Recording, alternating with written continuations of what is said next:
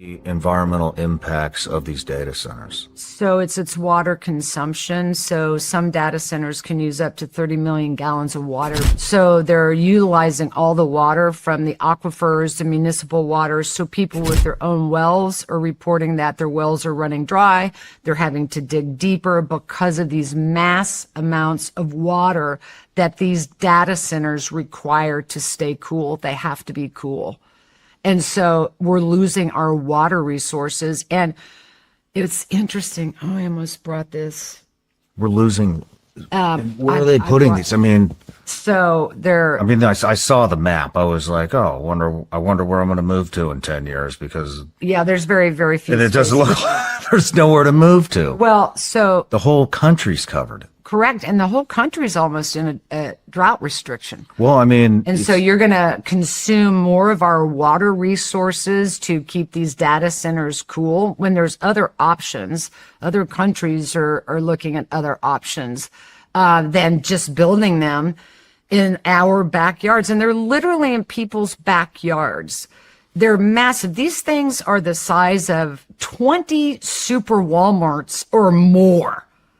And you're having to destroy all the trees. They need to be near water. They're looking to be on top of aquifers. They need cooler climates, but you're putting them in hot climates. You're putting them in drought restricted states, which is most of the country at this point, expecting a good outcome. And we're just not going to have it. That's our water sources, and AI has to have water to keep it cool. I mean, I don't understand how that. I mean, are they putting them in Florida? Then Florida. I mean, I don't know about. Starting I to don't put know them in about out west, but Florida. Florida. I mean, you can't run your sprinkler. I mean, Gonna you build can't even data water centers your in Florida. grass. Yeah. You know, they're literally worried. So many people are moving to Florida. They don't even know how the hell they're going to flush the toilets soon. We're talking millions and millions and millions and trillions of gallons of water. What size of city uses $30 billion or 30 million gallons of water? That's because these data centers are so massive. It's like I'm asking, what would the equivalent be? I think I read in the notes it was 50,000 a population, a city with a population right. of 50,000 people uses that much. I saw that. Yeah. I mean, you're talking that these data centers are going to use more water than the world would consume. It's ridiculous. Now, can you reuse the water? So you can. So they're wanting to go to more closed cooling systems. And in those closed cooling systems, you still are going to be using chemicals. And here's the thing that I think there's a window here where everybody can rush in before any regulations start. And we're starting to see, now at a federal level, they're looking at regulations. They want to pass regulations. But right now it's a free-for-all out there. And so these chemicals, there's no regulations about every 2 years when you have to clean out a cooling closed system, where you're going to throw all of those chemicals. This is where, for systems that are already up and running, I'm getting whistleblowers on the inside saying that they're taking all that waste and they're just running it down into the sewers. There's no oversight, and they're now starting to get tests where this is very contaminated water.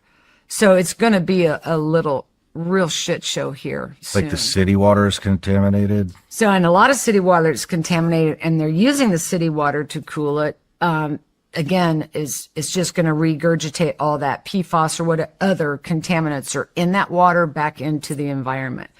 It reminds me of, like, my dad's a mechanical engineer, so he built and ran pipelines for Texaco. All through parts of Texas, Oklahoma, up into Kansas. And he used to always tell me, remember this, Aaron, the solution to pollution is not dilution. And I often wonder if that's what they think, taking polluted water and running it through a system and diluting it or dumping it into a river and it flows downstream that will have a natural dilution would resolve the issue.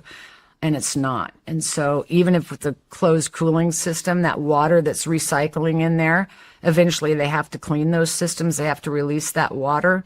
And are there any regulations to look at what chemicals are or aren't in that water before we release it into the environment and down into the drains and just create another pollution issue. We're doing the same thing over and over again, expecting a different result. I have watched this since I began my work in Hinckley, California.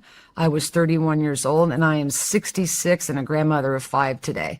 And we are doing the exact same thing over and over again, just expecting a different result.